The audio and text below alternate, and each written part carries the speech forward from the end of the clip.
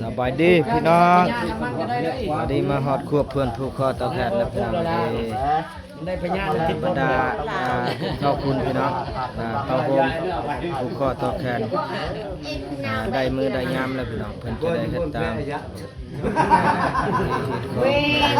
คนฝากมาติดตาม บ่ตัวหมู่จำเนาะ เบิ่งเจ้าบ่าวกับพี่น้องเด้อพี่เด้อ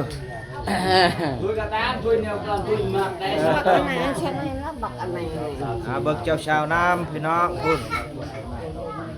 กับบ่งามปานใดพี่น้องพอประมาณ บ่งามก็มีไผ บรรดาแขกก็มาเต้าโฮมแล้วพี่น้องพี่หลายคนอยู่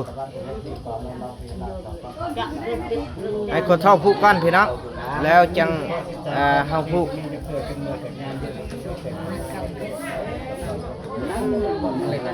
คุณดุมกับกบยืนแล้วตื่น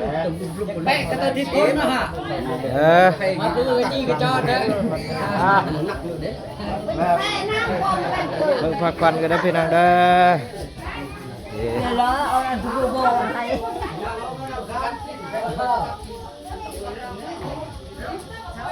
เจ้าก็ว่าเข้าเล็กตายกันไม่เลยไม่มานะวะ มาบ่ได้แล้ว เอาไหน นี่ ได้ออกไหม ได้อ้องวะอันนี้เป็นพวกคุณพี่น้องกำลังโฮมขึ้นมาพ่อตัวแทนเจ้าบ่าวเจ้าสาวได้พี่น้องเด้อย ำจะได้ลูกน้อยกูจะต้อง จะสั่งเขาเบี้ยวเลยสิโตน่ะโคน่ะ ดูเราพอดูพอบ้างได้ใจชิ้นจะเขา เบี้ยวได้เลย เราทำลัง เขาไล่เขาออกเขาได้รถเขาไล่กระดาษไล่กันน่ะไล่กันก็กับพวกมัน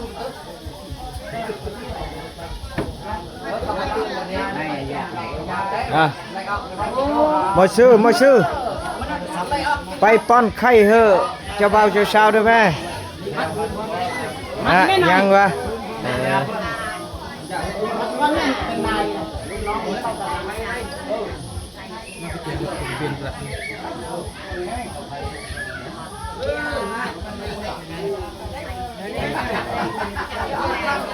ไปอยู่มันจับจอดเอาเนาะแล้วก็ไปแล้วก็ไป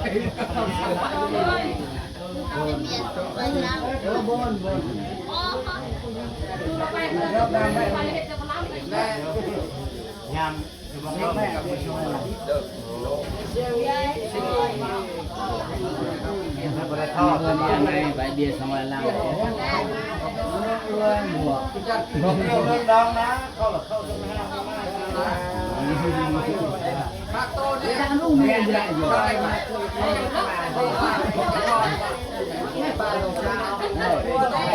เจ้าบ่าวยิ้มได้ไหมเจ้าบ่าวนั่นโอ้งามอยู่เลยเจ้าบ่าวนี่ก็ได้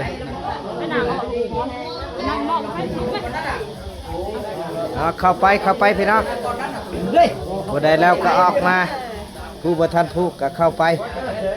เจ้าสาวยังกำลังยกเบียร์พี่น้องนี่แหละเจ้าบ่าวเด้อว่ายิ้มได้ไหมเฮ้ยโอ้เจ้าบ่าวนี่ โตในการค่ะแต่ละชั่วโมงแนะนำ บ้ากับผมนุ่มอยู่ดับเนาะ ผู้นุ่มอยู่เพิ่นอยากให้น้ำพี่น้องเอาเมียเท่าเพิ่นว่า นั่นได้เมียเขายังผมนุ่มอยู่ แต่งงานไหมพี่น้องนี่ล่ะ ได้ยามขึ้นห้องยามเขาอัพเด้มาตีเนี่ยเชี่ยวมาบอกเด้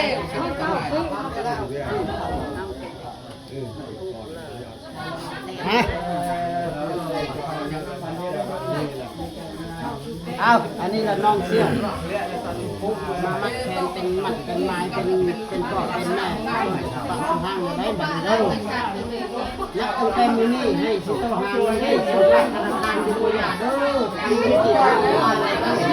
เอาลงเลยให้ห้างให้นี่ได้ไหมได้ เอาบันเด็กเขาเที่ยวกันแล้วนี่ชวดมาเงินตลาดได้กันเลยคิดเจ้าเด็กอ่างธนาคารได้มีเวลาละมีเวลารวยได้ย่าเย็บจ่าจนเด้อบัดนี้เด้ออ้ามันเลย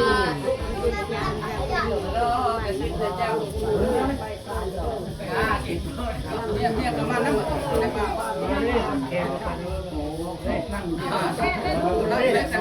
พี่น้องคลิปนี้ก็ประมาณนี้